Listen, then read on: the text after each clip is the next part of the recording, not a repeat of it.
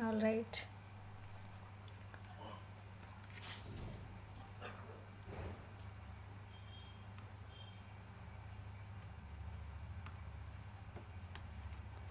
Okay. So what is RDBMS? To understand this RDBMS, we first need to understand what is DBMS, Database Management System.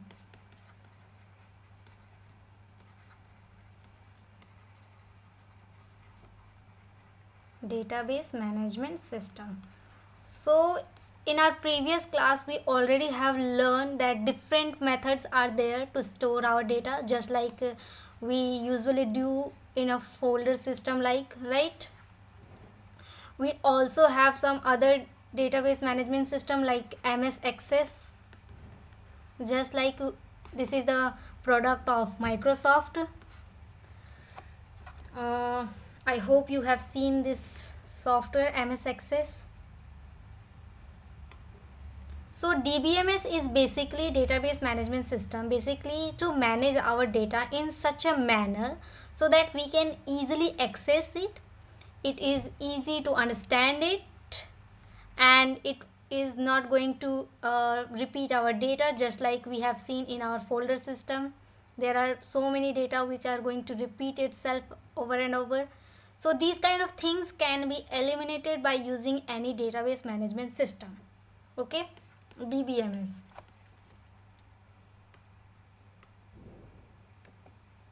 Now what is DBMS? Database management system is a system that is used to store and manage data. What is system? System is basically, you can say, as a tool or a technique which we use to manage our things, right? Just like in our previous exam, there were a school, right? And to manage my school, I need to have some kind of system so that I can register new students. I can delete some students who had just left my school. So these kind of things, these kind of data, I need to manage. To manage that data, I need to use some kind of system. I can use the file system if I only have 10 to 15 students. That will be enough to use this file system and easy to use that too. But suppose in my school there are 100 or 1000 students, so it will be quite complicated to use the old file system to manage the data of students like 100 or thousands. So DBMS is nothing but another system to manage our data. Data basically means, if I take example of school, so there are so many datas will be there. First of all, school data will be there. Data means simply you can think of this as a details. Let's say if I take a student, so what the kind of data, what kind of details I can store about students? So name, age, etc. So these kind of things are termed as data. So DBMS is another system to manage our data, and we are going to see, and some of them already we have seen in our last class, what the disadvantage of our old file system using, right? And now we are going to see that how DBMS is going to overcome all the problems which are present in the old file system.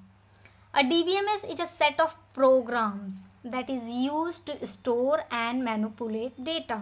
We are programmer, right?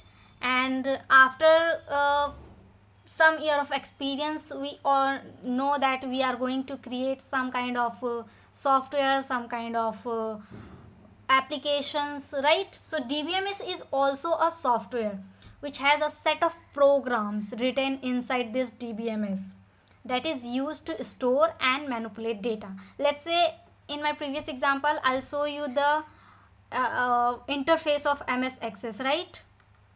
And I told you that this is a tool. So definitely someone will be there who has developed this tool, right? So again, this is what? This is a software, this is a tool which has written, which has created by doing what? A set of programs will be there, a set of rules to access this MS SQL, sorry. So set of programs are written for this kind of tool, right? Only then we can use these kind of things. Okay, now what DBMS can be used for? It is used to manipulate of data. And what does this mean, manipulation? Manipulation means changing, creating, deleting. These kind of things are termed as manipulation of data. If let's say I have a student, I need to manage a student, so I can create new students, I can delete someone of them, I can update the details of a student. Let's say some student has name XYZ, later he has choose to name as XY only. So these kind of things we can do in our DBMS tool, and these are termed as manipulation of data. So we do manipulate our data regularly. Let's say let's say take an example of Google, right? So the Google search box appears your auto suggestions, whatever you type in. So how does this auto suggestion come in? The Google take your data regularly on the regularly basis, right? What kind of data you are interacting over and over, what kind of things you like, what kind of things you don't like. Same way YouTube appears only those videos for you which you like most, right? So these kind of situations, these kind of things is only possible if the Google stores some data about us, right? Because Google don't know us individually, they just keep our data on regularly basis. On the basis of that, the search box, auto suggestion, the video list come to us. So it is only possible if we manipulate our data on regular basis. So Google does this in every milliseconds or seconds. Okay, database management system like Oracle, DB2. What is Oracle, what is DB2? You can search for this. These are another DBMS, popular DBMS, are more powerful and mean for bigger companies. Why bigger companies is only mean for Oracle and DB2? Whereas database management system like MS Access are meant for small companies. Look, let's say I am going to create my own search box just like Google. But obviously this will be not same as Google, because Google has a large amount of data and large amount of users. And for me, there will be maybe 100 or maybe maximum for now 1000 students only be there. Users will only be there, and my algorithm, my program will be not so strong, and I don't have much amount of data just like Google has, right? So for me and for Google, we are totally different. If I have, let's say, 1 GB of data, and I cannot imagine the data, how much data is going Google is going to store for about us nowadays. So such a large kind of data Google is storing about us every seconds. And for my search box, it has only maybe 1 GB, 1 TB, maximum to maximum. So it depends on the requirement. My requirement is only to use this kind of data maximum, but Google is much larger than this one, right? So according to our requirement, we are going to use our tool. If I have a large amount of data need to be manipulated, I am going to use this kind of strong DBMS. But in my case, it is a very small one, so I can manage by using MS Access as well as like other MS SQL more than that. Just like in our previous example, if in my school only 10 students are there, I can manage them by using my older file system. But I have 100 students, then it will be quite complicated, right? So it depends on data. How much data you have, you need to decide the tool what you are going to use. So for large companies are using these, and for the small ones can use these. Okay. So this is what a DBMS. DBMS is nothing but a system, and for larger companies we are going to use large DBMS system, and for small companies we are going to use a small ones. Now, what are features of DBMS? We have seen the drawbacks of file system in last class, right? But if we are switching from file system to DBMS, then there must be some disadvantages of using this DBMS over this file system, right? Only then we are switching from using this one to this one. If this file system is same as this DBMS, then why we use DBMS?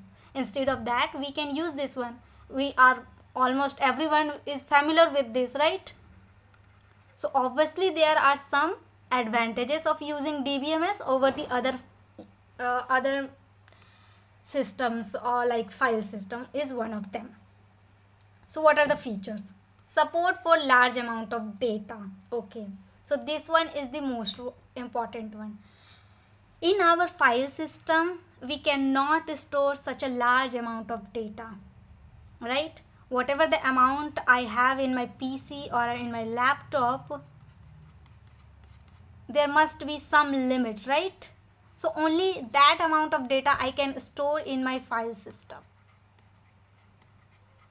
But in the case of DBMS, I can manipulate such a large amount of data by just using DBMS. And if in case it nowadays cloud computing, instead of we have just in the last class we have learned about centralized, right? In our centralized system, what we do, we keep our data at one place and the other members are going to access, right? So by using this DBMS, we can store and we can manipulate such a large amount of data only, not by other systems. Okay, now data sharing, concurrency and locking. Let's have a look one by one actually. So support for large amount data. Each DBMS is designed to support large amount of data. They are provide special ways and means to store and manipulate large amount of data. For example, Oracle can store terabyte of data.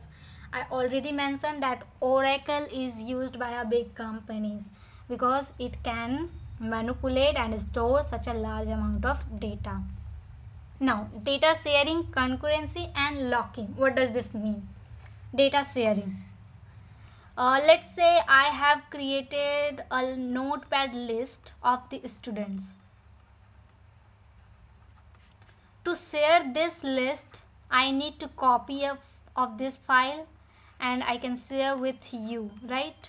Let's say you have changed something from here and you again need to send me this again, right? So this will be quite complicated for us to manage which one has changed which data, and I need to keep track. If anything is changed, I need to share with you, and if you changed anything, you need to share with me, right?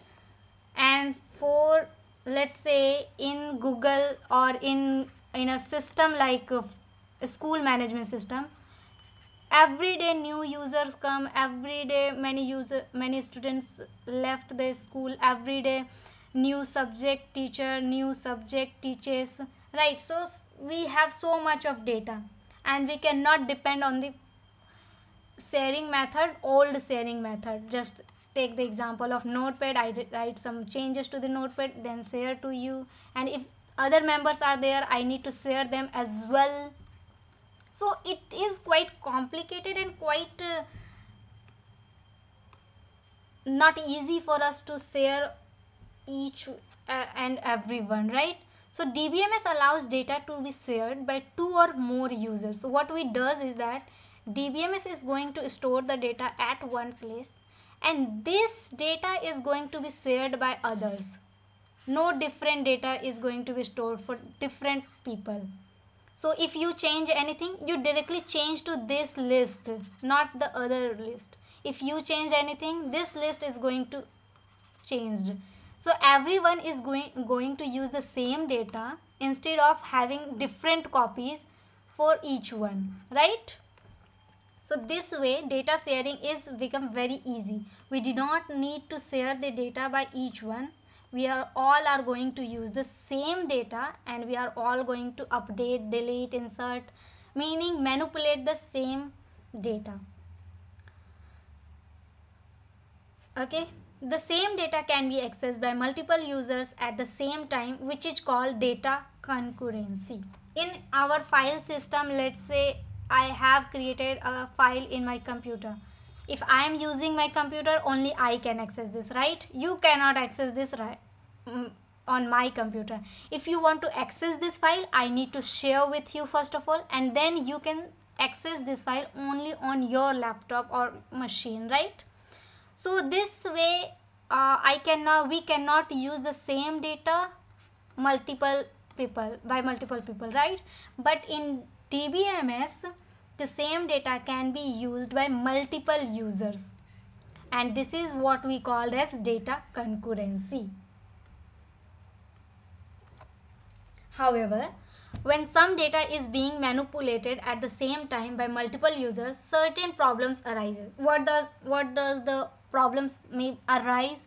Let's say I have created a table student, and this one is going to be some data. Let's say 1 Khushbu, 1 2 Resu, or something like that. And you are here and I am here. So we are going to access the same table, right? Because it is DBMS, not our older file system. Now, let's say in my mind arises that let's say change the name of Khushbu to K2, and your mind says that no, K2 is not good, we need to change K3. So we are going to access the same data at the same time. So what will happen? Which data is going to be stored? I mean K2 or K3?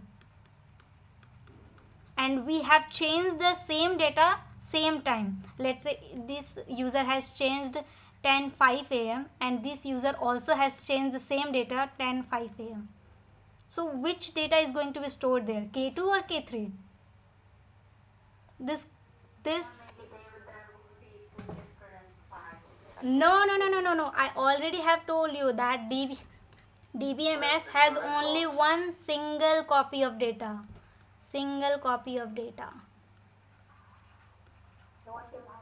What will happen now? So this kind of situation can arise. What does DBMS do for this? This provides a security. What does this security? To avoid these problems, DBMS locks data that is being manipulated to avoid two users from modifying the same data at the same time. Meaning, if let's say this is the table of data, and now I have opened my file and I am trying to access this, and I am going to change something. For some situations, until the changes not fixed or the changes not made, no other one can change the same data. It is going to lock the data for me because currently I am using this one. I am changing some data. So this system, this DBMS will does what? It is going to lock this file, lock this particular, let's say we have a very long file, and in some file I am going to change only one of the things. So those things is going to be locked. No other can use this data at the same time. But later, let's say I just change the data, and let's say at 10:06 this user wants to change the name to K3. So he is going to change with K3. So if someone is going in middle of changing something, so the other is not going to access the same data. DBMS just lock the data. Let's say take an example of teacher and student. Let's say I am teaching you right now. Let's say in school, whenever a teacher comes to teach students, they just lock the door so that other teachers not come to at the same time to teach the same students, right? So this is usually happens. If someone is already teaching the students, then no other teacher is going to teach the same students, right? So these kind of things happen in our regular life. So in the same way, if some data is being manipulated, meaning some changes, maybe delete or maybe create, anything it can be. So if some data is already manipulated, then no other users can access the same data at the same time. Okay? Yes, yes, please. Yes.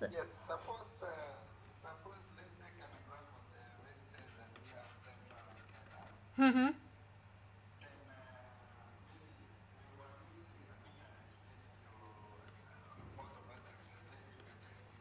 Mm-hmm.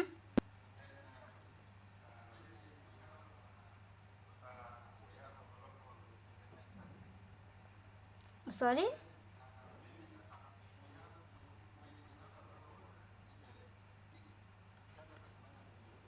Local database management system, all right?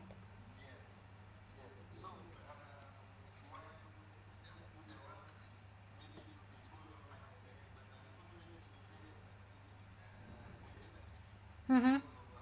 Mm-hmm. Decentralized one.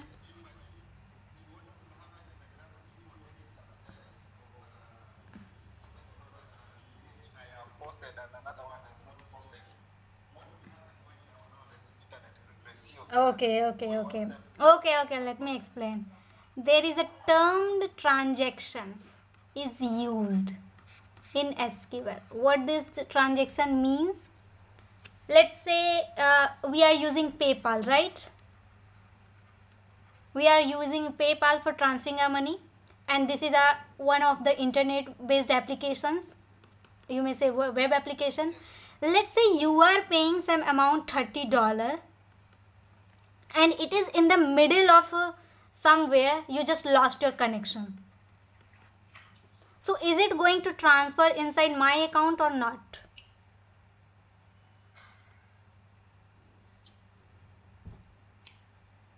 You have deducted your amount, but this in the middle of somewhere, this you have lost your internet connection. So obviously this amount should be inside my account. So is it going to be there or not? No, no, no, no. The problem is that, let's say you have just sent the amount and the amount has not yet been deducted from your account. You, let's say you have $50 and you have just sent $30. So this $30 should be there, and in the middle of somewhere you just lost your connection and you still have showing $50. So what exactly happen is that transaction means that if both the situation gone smoothly, then only this transaction will commit means if both the if you have deducted your amount, only then the amount will be credited inside my bank account. So if you haven't deducted, then it is not going to credit in my account. So meaning that if both the task has completed smoothly, then the whole task is going to be completed. Otherwise in middleware somewhere, if you lost your connection, if you just you have just click your button to pay, but the amount has not yet been deducted, so this is not going to credit inside my account. This is what we actually call as transaction, means that everything happens should be happen smoothly, otherwise nothing is going to happen. The same amount is going to be revert in your bank account. This kind of things happen usually, right? If we use our UPI and for some time if I lost my connection and it's already deducted but it hasn't been completed the whole task, so it what it does, it is going to revert the payment, right? So we are going, so this is called as transactions. We are going to learn about this, but for now, to avoid such kind of manipulations for multiple users at the same time, because we are using the same data, right? So we can use the same data at the same time. So to avoid such kind of situations, data DBMS does what, it just lock the data, meaning if you are changing something, so this amount of data is going to be locked for you, and if you just completed your task, then it is going to be free for other users to use. But only one user at a time can access some amount of data. So this mechanism is called as lock. And we already have learned about data concurrency. What is this? One data document or data can be accessed by Multiple users. Yes. So we need to be very clear about these terms. What the data concurrency means, what data sharing means, what locking is. And the locking mechanism is transparent and automatic, meaning we don't need to do anything. The software which we are going to use, the tool which we are going to use, they have these properties inbuilt. Inbuilt means we do not need to do anything. It is automatic there.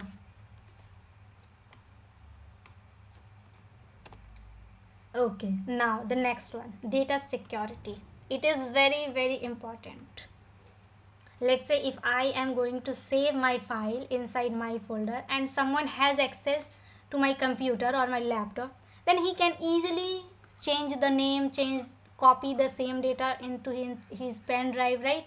So these kind of things can happen because let's say I have used my password system in my computer, but let's say I just forget to lock my computer, so he just can enter inside my room and can just copy and paste the data and can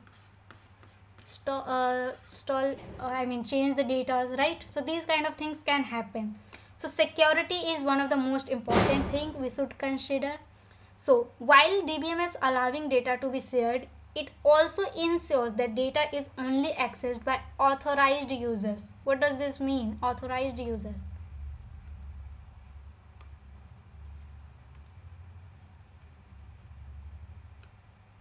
If I have given some, let's say I have created a table or a database, and I'll make sure that only Mira can access this data, no other one can access this. So Mira will be termed as authorized user. And obviously I have created this data, so I am also a authorized user.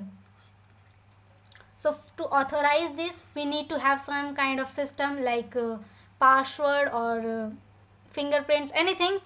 So Mira should have a password and a username so that she can access the data, right? So Mira is termed as authorized users, and to authorize her, she need to have a password, right? So DBMS provide features needed to implement security. So DBMS is going to ask for some password. Let's say Mira wants to connect with this table. So first of all, she need to authorize her details. Let's say she will enter her username, her password. Then only she can access this table only. So Mira will be termed as authorized user, and only she can access. No other one can access the table. By default, the data of a user cannot be accessed by other users unless the owner give explicit permission to other users to do so. I have created this table, so I only have the access to this data or table. But let's say I give access to Mira, then Mira is also going to use the same data. So I can use this kind of features which is already inbuilt in DBMS. But for file system, we just create our file, right? Okay, what does this data integrity means?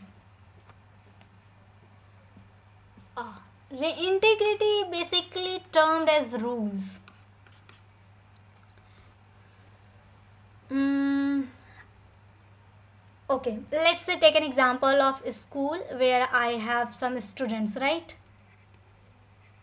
And my requirement is that I only accept only those students whose age is in between 1 to 15, because my school is not a high school, it is a secondary level school. So only age 1 to 15 can take admission inside my school. So this is what is termed as a rule. A rule is defined for my school only. This rule doesn't apply for other schools, right? This is only specific to my rule.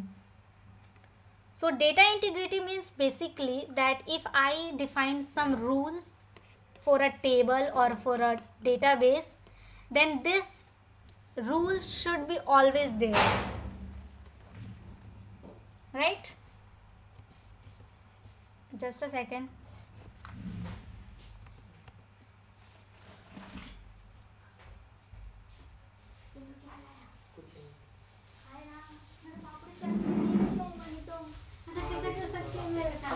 सब खा गए आप हाँ,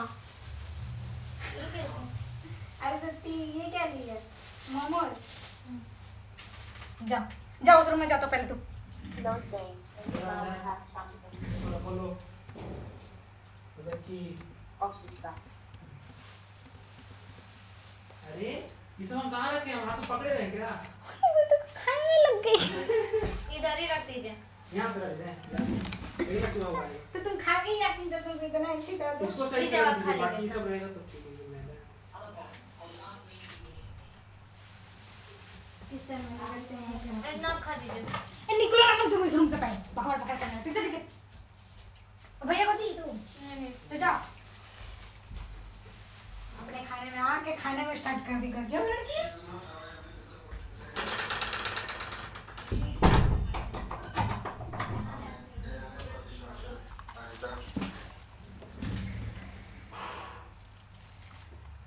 Yeah, sorry for the interruption.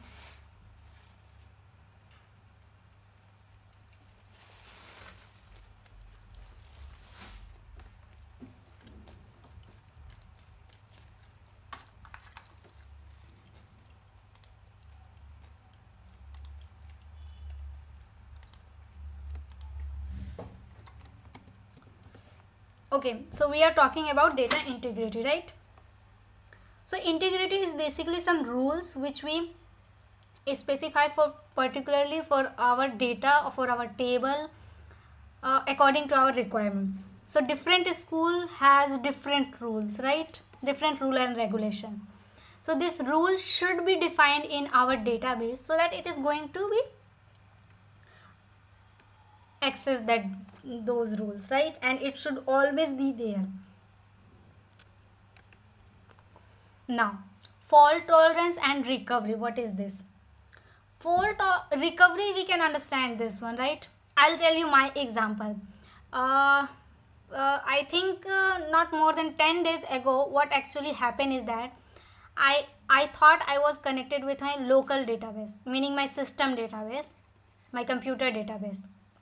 But actually I was connected with Azure database. And what I does, I just simply delete some data. I was thinking that it was my local data, but actually what happened? The Azure data has been completely deleted. Now think also of a situations like a Google. If let's say Google has so big amount of data is there for in Google database, and let's say someone has do the same problem, what does it going to be happen? So we cannot imagine even that, right? So what exactly happen is that DBMS also provide recovery options. So what does my administrator do? She just recover the same data what I have deleted in few seconds ago. So there should be a recovery options, right? So DBMS provides great deal of fault tolerance. They continue to run in spite of errors if possible, allowing users to rectify the mistake in the meantime. So tolerance means basically if that is something is some error is there and we need to rectify this error, right? So DBMS is going to provide some features so that we can rectify these errors. And recovery means if somehow I delete some data, so it can be easily recovered. So what Azure database does is that it keep records, it keep backup files for every 15 minutes. Every 50 minutes it is going to create a backup file after every 50 minutes. So if DBMS has such kind of strong features, then we are very assured to use this DBMS, right? But let's example of my data will be stored in my file system, and if I deleted this file, this file is going to be completely deleted from my laptop or my computer, and this is not going to be recovered anymore. So to overcome these kind of situations, DBMS provide various features. Support for language. Okay, so all right, so we are going to see the next features as well as some other in our next class. Okay, ma'am. And I'll also share the file.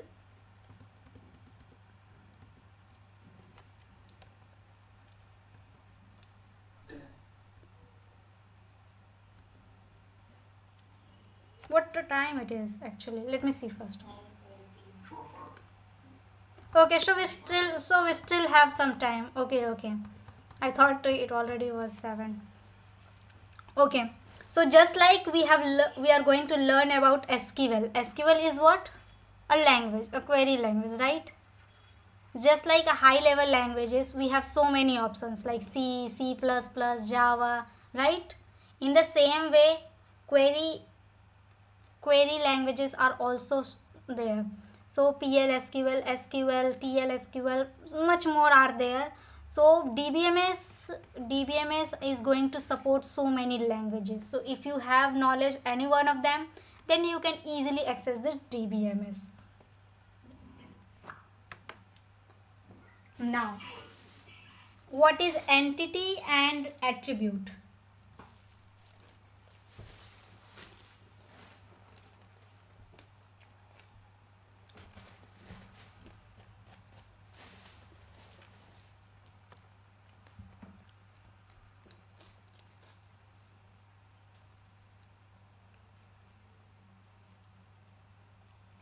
In our previous example, we have talked about school management system. And I already told you that the objects, what are the objects in my school will be there? The first object is school itself, right? The second one is students, which is going to study in my school. Then the teachers, then the other staffs, right? So these are the objects which is associated with my school.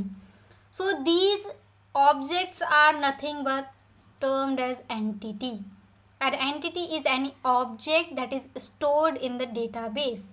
Each entity is associated with a collection of attributes. Now what attributes means? For take an example of a student, we have so many details of students like her or his name, the age.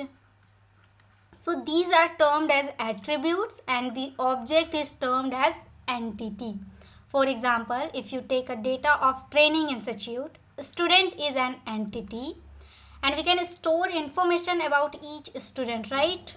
So these are termed as attribute of the student. There will be relationship among entities. Yes, we already have seen a relationship like teacher and student. What is the relationship between them? Teacher teaches students, right? Yes. So this is called as a relationship. What the relationship between them, teacher and students? Teaching, right? So teacher teaches students. So this is termed as a relationship between them. Just like this is my father, this is me. So there is a relationship between us, right? He is my father. So a relationship is there, right? So every object in our database is going to have some kind of relationship between them.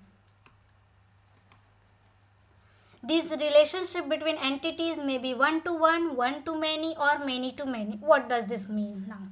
One to one.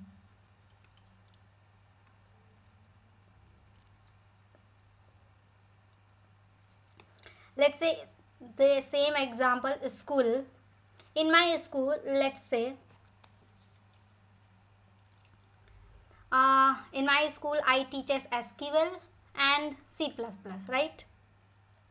So I will create different batch, different class duration for different subjects, right? So for 6 to 7 I teach SQL, for 7 to 8 I teach C++, right? So as you can see, one batch, I will create one batch for one subject, another batch for different subjects, right? So if you take entities student, batch and subject, the following are the possible relationship. Now we are going to see the kind of relationship this batch and this subject has. There is one-to-one relationship between batch and subject. Why? Because in one batch we are going to teach only one subject. So this is what we called as one-to-one. One object here, one object here, one-to-one relationship. There will be one to many relationship between batch and student entity.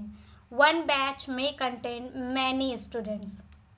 Now take example of yours and the batch. So in one batch only one student, only one subject is going to be teased, right? Only one subject. But in one batch 6 to 7 there can be multiple students just like you guys, right? So one batch but multiple students are there. So this is called as one to many relationship. One batch but different students are there. Many students are there. So one to many. This kind of thing, this type of relationship is termed as one to many relationship. Because one batch is connected with multiple students. And this is termed as one to one. One batch can only teach one subject. I cannot teach C++ and SQL at the same time, right? So this is one to one relationship, but this is one to many relationship. Now, many to many relationship between student and object entities. Student and subject entities, sorry. A single student may take many subjects and a single subject may be taken by multiple students. Just take an example of yours. You are going, I am going to teach in one batch only one subject, right? So this is one to one. One batch, multiple student, one to many. Now think of a many to many situation. Many to many situation, many to many relationship. Multiple students or different can study the same subject, right? And the same subject can be taken by multiple students. Let's take the same example of SQL and C++. You are going to, let's say Meera. Meera is going to learn C++ as well as SQL, right? And C++ language is learned by Meera as students, right? So one subject is going to study by multiple students, and one student can understand the multiple languages. So this is what we told as many to many relationship. This is just a kind of relationship we are going to see. So we have seen three kind of relationship are there, right?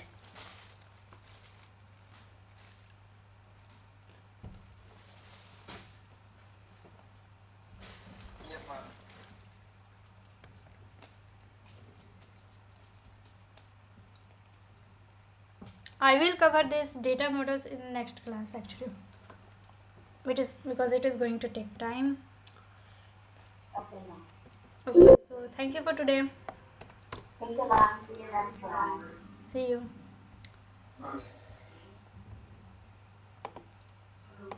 Yes, please. Sorry. Oh, thank you so much.